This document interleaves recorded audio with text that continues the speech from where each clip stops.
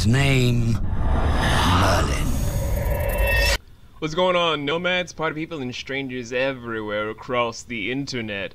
My name is V, you know, like the letter, and welcome back to Merlin Weekly Reviews, where today's episode comes from Season 2 of The Sins of the Fathers.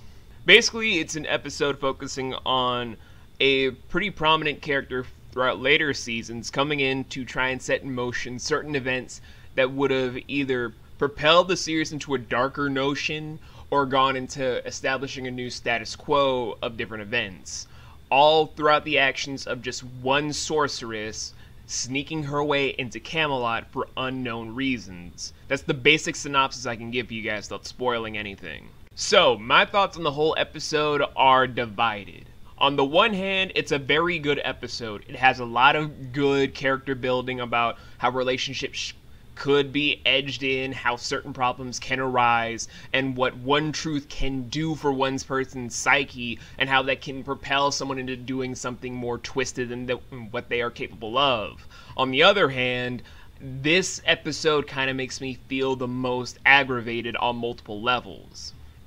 For one instance, it kind of tries to throw into everyone's face the exact same thing that we've had for the entirety of the show so far, that Uther is a hypocrite. We get that he's a hypocrite, we get that all the fucking time.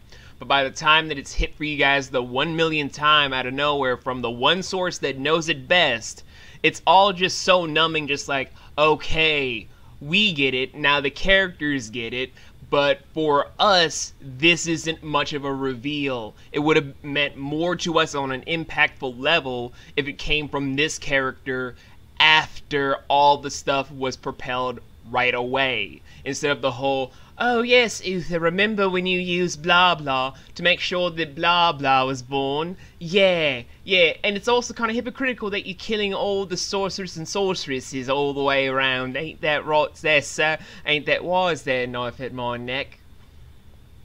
Basically, all that kind of notion is what sinks into my mind because it's so fucking annoying.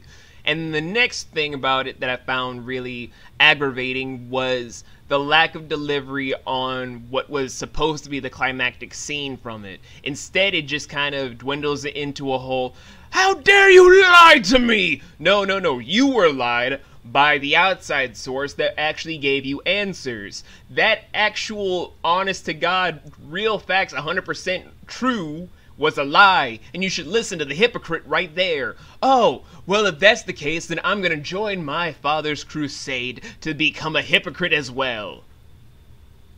Maybe we should let him die. That aggravation always gets me at a very bad level with this show, because it's kind of teasing us with something that would have been very profound and almost realistic to real-life European history, where there was patricide and matricide, to then have an ascension to the throne, to then just be like, no, our fans wouldn't be able to handle that. We need Uther. We need him to propel the story into newer heights of sadness and despair. We need his stupid ass around more.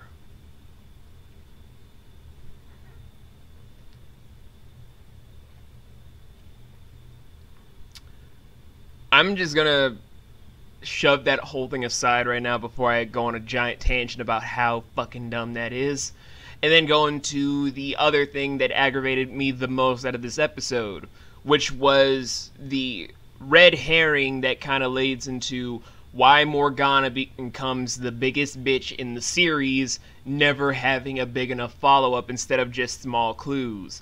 I would have loved to have a scene of actual interaction rather than just, oh, I think I know you. No, you don't, but here you go, have this little trinket. And then just never having that same interaction ever again. I would have loved to have something that was more in-depth than just like, you know, that person is actually Morgana's something.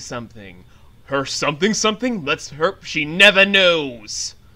As if it's like a giant little bit of crumbs leading towards it, like it's Hansel and Gretel trying to escape the forest. And I hate that shit so fucking much. So yes, I'm very divided from a lot of different standpoints because aesthetically it was impressive. storyline wise, it makes sense from how they're trying to build it to be a very young adult friendly series.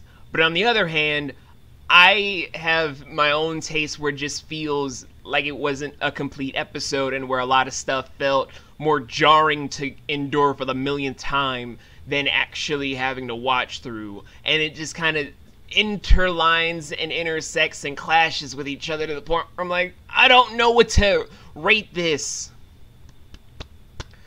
I'm going to leave the rating for this up in the air and just move on to the next episode, which is Lady of the Lake. I'll see you guys then.